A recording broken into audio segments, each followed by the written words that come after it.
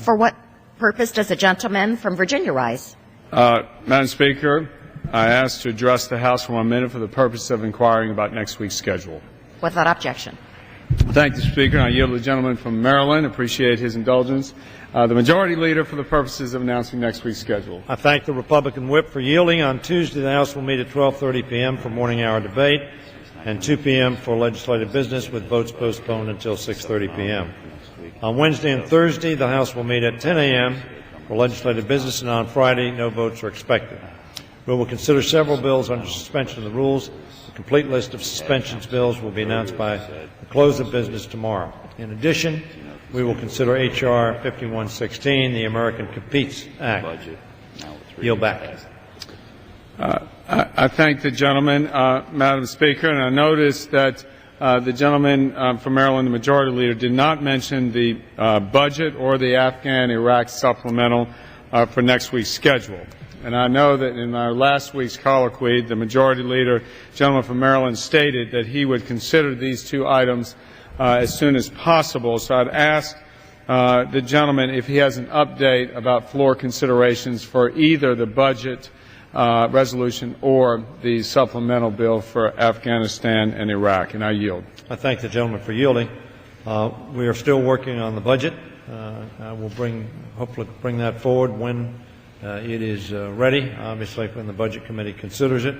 As it relates to the Afghan-Pakistan supplemental, the President requested, as you know, approximately $33 billion in his budget.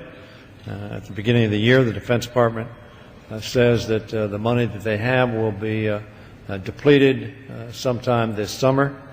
It's important, obviously, therefore, that we move soon, and I hope to do that. I would hope that when we move this bill forward, that we will see bipartisan support for it, obviously to support our troops in harm's way, carrying out a policy that I know, as the gentleman has observed before, the Republican Whip himself and others have indicated they're supportive of the President's policy in Afghanistan, and this money for Afghanistan and Pakistan will fund those efforts, and I'm hopeful when we do bring it forward that we'll have bipartisan support for that piece of legislation, and I yield back. I thank the gentleman, and just to clarify, Madam Speaker, does the gentleman expect either of these items to come to the floor prior to the Memorial Day recess? And I yield. I am hopeful that that will be the case, yes. I thank the gentleman. I'd ask the gentleman also, Madam Speaker, does he expect or when does he expect the tax extender bill to come to the floor? I know that Chairman Levin has alluded to it coming to the floor anytime within the next 2 weeks. And I would further ask the gentleman, Madam Speaker, does he expect that to be a 1 or a 2 year extension? And I yield. I thank the gentleman for yielding. The committee has not acted, so I can't answer the second question per se on the 1 or 2 years. I will tell the gentleman that it is still my expectation, as the Chairman Levin said, that bill, the jobs bill with the extenders in it, will come forward within the next 2 weeks. Chairman Baucus and Chairman Levin are discussing that bill. I'm hopeful that they will reach agreement and can reach agreement on a bipartisan basis in the House and in the Senate, and we are working toward that end. We believe this will be an important bill for business, an important bill for job growth, and an important bill to extend some of those items that, as you know, the gentleman, some of them will expire in terms of authorization either by the end of this month or by the 2nd of June.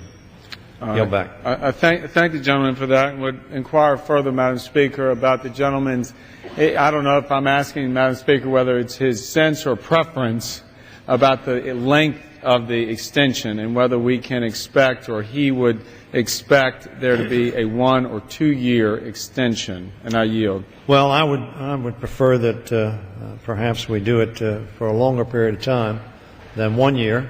2 years would be acceptable. However, the problem, of course, is paying for things. As the gentleman knows, when these bills were considered, one of the things that the minority did with their MTR was to include more spending in and strike the pay-fors, which exacerbated the bill to about a tune of about $100 billion. So that I think the committee is dealing with what they can pay for. There will be some things, obviously, that we have accepted as emergencies caused by the severe economic downturn, but I think the timing, the length of time, will probably be dictated by the issue of how we pay for things.